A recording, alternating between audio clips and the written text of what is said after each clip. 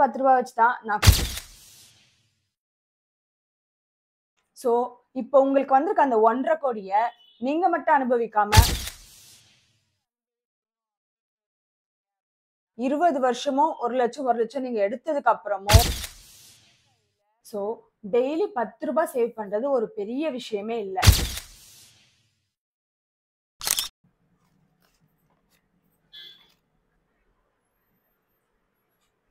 என்ன இந்த 10 ரூபாய் வச்சு வரைச்சு பார்த்துட்டு இருக்கேன்னு தானே பாக்குறீங்க? இந்த 10 ரூபாய் வச்சு தான் நான் கோடி ரூபாய் சம்பாதிக்க போறேன். என்னடி சொல்ற? நீ என்ன சொல்ற? சரி, நியூ இயர் வந்தாச்சு, எல்லாரும் ரெசல்யூஷன் எடுத்திருப்பீங்க. சோ எல்லாம் என்னென்ன ரெசல்யூஷன் எடுத்திருக்கீங்கன்னு கமெண்ட் செக்ஷன்ல கமெண்ட் பண்ணுங்க. ரெசல்யூஷன் எடுத்துடுறீங்க, ஆனா நிறைய பேர் அதை ஃபாலோ பண்ணிருக்க மாட்டீங்க. பட் நான் சொல்ல போற இந்த விஷயத்த ஃபாலோ பண்ணீங்கன்னா நீங்களும் கோடீஸ்வரர் ஆக முடியும். இந்த 10 ரூபாவை நீங்க டெய்லி சேவ் பண்ணிட்டே வந்தீங்கன்னா நீங்களும் கோடீஸ்வரர் ஆகலாம். அது எப்படின்னு பாக்குறீங்களா? டெய்லி 10 ரூபாய்னா மாசத்துக்கு 300 ரூபாய். அந்த 300 ரூபாவை இன்வெஸ்ட் பண்றது மூலியமா தான் நீங்க கோடீஸ்வரர் ஆக போறீங்க. அது எப்படின்னு கால்குலேஷன்ல பார்க்கலாம். டெய்லி 10 rupees நீங்க சேவ் பண்ணும்போது மாசம் 300 ரூபாய் வரும். அந்த 300 ரூபாவை நீங்க எஸ்ஐபில இன்வெஸ்ட் பண்ணுங்க. Average expected return 15%. இதை வந்து நீங்க வருஷம் ஒரு 20% நீங்க அடிஷனலா ஸ்டெப் அப் பண்ணுங்க.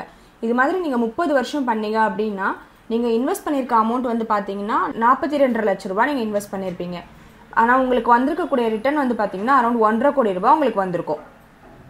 சோ இப்போ உங்களுக்கு வந்திருக்க அந்த 1.5 கோடியை நீங்க மட்டும் அனுபவிக்காம உங்க ஃபேமிலியா அதை அனுபவிக்கணும் அப்படின்னு யோசிக்கிறீங்க அப்படின்னா இந்த அமௌண்ட்டை அப்படியே எஸ்டபிள்யூபிக்கு டிரான்ஸ்ஃபர் பண்ணுங்க.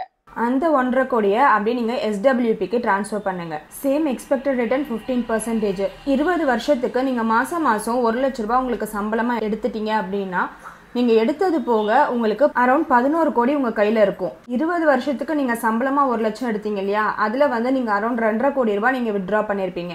நீங்க வித்ட்ரா பண்ணது இல்லாம உங்க கையில 11.30 crores இருக்கும். நீங்க மாசம் சம்பளமா 20 வருஷமோ 1 லட்சம் நீங்க எடுத்ததுக்கு அப்புறமோ உங்க கையில 11 கோடி இருக்கும். சோ டெய்லி 10 ரூபாய் சேவ் பண்றது ஒரு பெரிய விஷயமே இல்ல. யாரு வேணாலும் இந்த 10 ரூபாவை சேவ் பண்ணி இன்வெஸ்ட் பண்ணலாம். இதுல மெயினா நீங்க தெரிஞ்சுக்க வேண்டிய விஷயம் என்னன்னா எத்தனை வருஷம் இதை நீங்க கண்டினியூவா பண்றீங்க அப்படிங்கிறது தான். இதை ஃபாலோ பண்ணி நான் சொன்ன மாதிரி வெறும் 10 ரூபாய் சேவ் பண்ணி நீங்களும் கோடீஸ்வரர் ஆகுங்க. இந்த வீடியோ யாருக்கு யூஸ்ஃபுல்லா இருக்கும்னு நினைக்கிறீங்களோ அவங்களுக்கு ஷேர் பண்ணுங்க, கமெண்ட் பண்ணுங்க, சப்ஸ்கிரைப் பண்ணுங்க.